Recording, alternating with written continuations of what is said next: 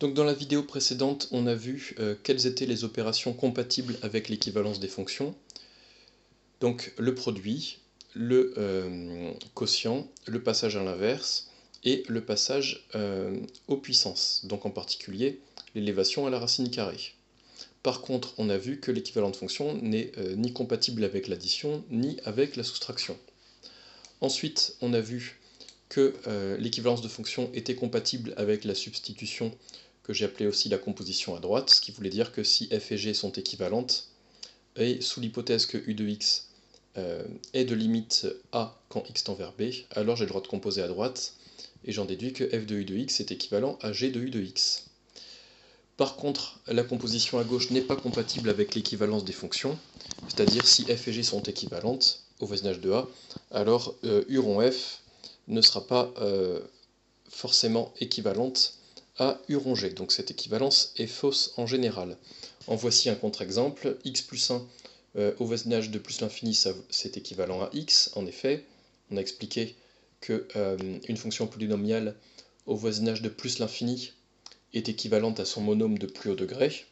Mais pourtant, si je compose donc cette fois à gauche par la fonction exponentielle, j'obtiens ici à gauche exponentielle de x plus 1 et à droite exponentielle de x.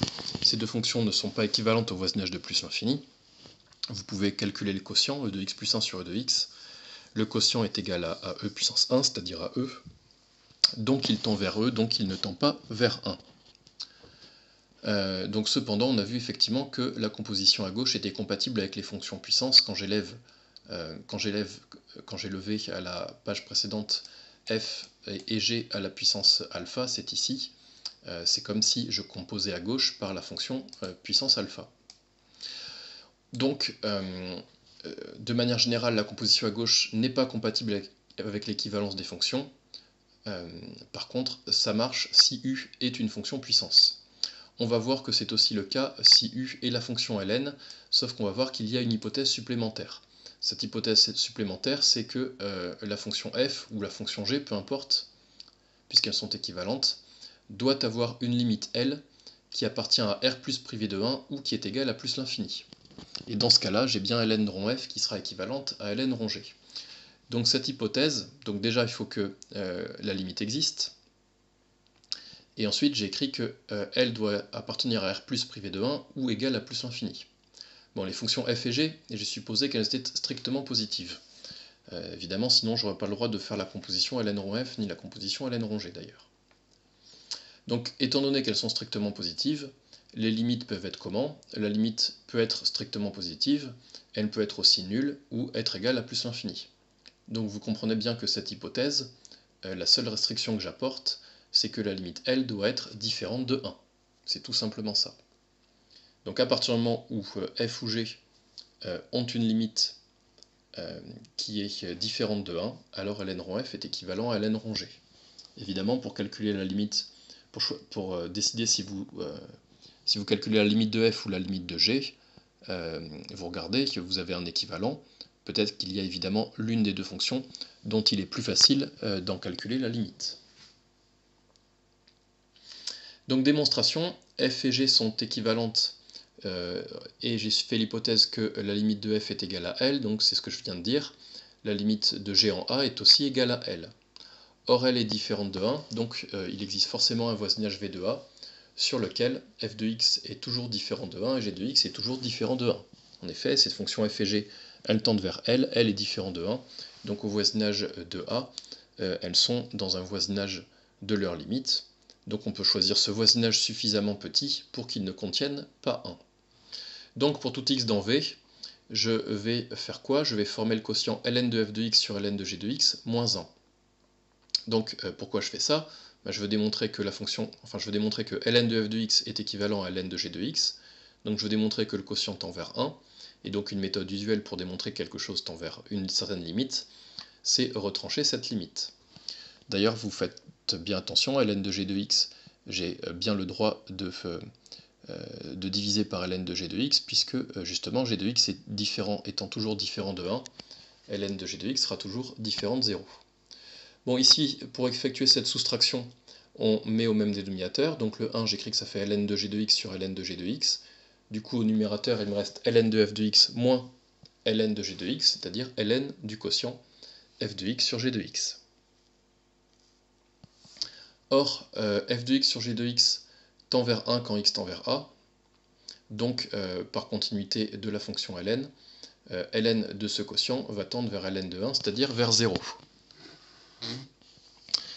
Maintenant, je vais calculer la limite de ln de g de x. Donc là, je viens de calculer la limite du numérateur, je vais calculer la limite du dénominateur. Donc, trois cas se posent. Déjà, le premier cas, c'est le cas où L est nul. Dans ce cas-là, la fonction ln, évidemment 0, elle a une limite égale à moins l'infini, donc ln de g de x aura une limite égale à moins l'infini. Deuxième cas, bon, c'est tout simplement le cas où L est un réel non nul. Dans ce cas-là, la limite de ln de g de x, ce sera ln de L. Et comme évidemment L est différent de 1, ce que j'ai écrit ici, ln de L sera différent de 0. On va utiliser après, on va avoir besoin du fait que ln de L soit différent de 0. On va voir pourquoi.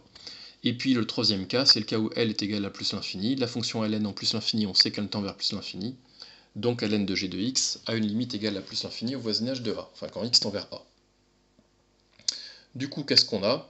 Je vous rappelle, on a démontré que le numérateur tendait vers 0, et le dénominateur, il tend soit vers moins l'infini, soit plus l'infini, soit vers une limite non nulle. Donc ce quotient, dans chacun des trois cas, ce quotient tend bien vers 0. Vous comprenez l'importance que ln de L soit non nul, puisque évidemment si ln de L était nul, ici ce quotient serait une forme indéterminée.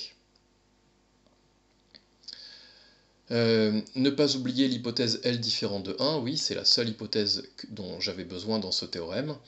On va voir un contre-exemple. X carré plus 1 est équivalent à exponentielle de x au voisinage de 0. Donc ça c'est très simple, hein, c'est tout simplement parce que ces deux fonctions ont une même limite dans R étoile. On a vu dans une vidéo précédente que si deux fonctions ont toutes les deux une même limite qui appartient à R étoile, automatiquement elles sont équivalentes.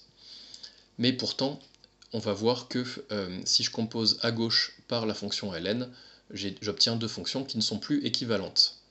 Donc ln de 1 plus x carré, je ne vais pas le rejustifier, on l'a vu dans cet exemple, il est ici, ln de 1 plus x carré au voisinage de 0 est équivalent à x carré, alors que ln de e de x, évidemment ln de e de x, ça vaut x, donc c'est équivalent à x. Or, x carré et x ne sont pas équivalentes, donc ces deux fonctions, ln de 1 plus x carré et ln de e de x, ne sont pas équivalentes, puisque l'équivalence de fonctions est transitive. Donc évidemment, si ln de 1 plus x carré était équivalente à ln de e de x, par transitivité, x carré serait équivalente à x.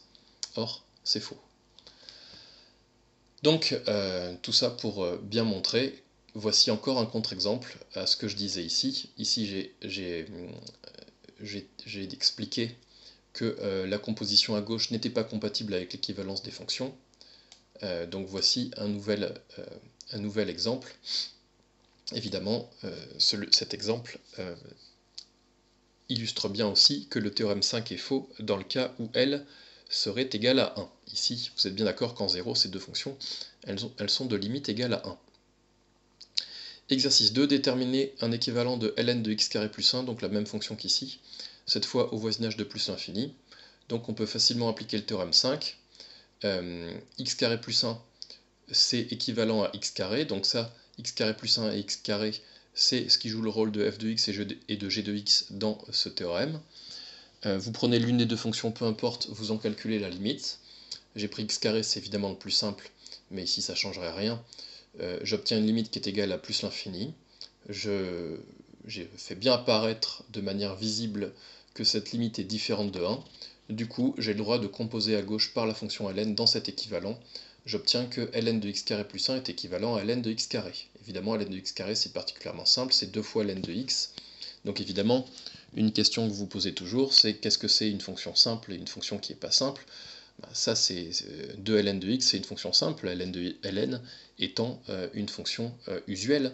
Donc cette expression est simple, celle-ci, c'était une composée de deux fonctions usuelles, donc c'était plus compliqué.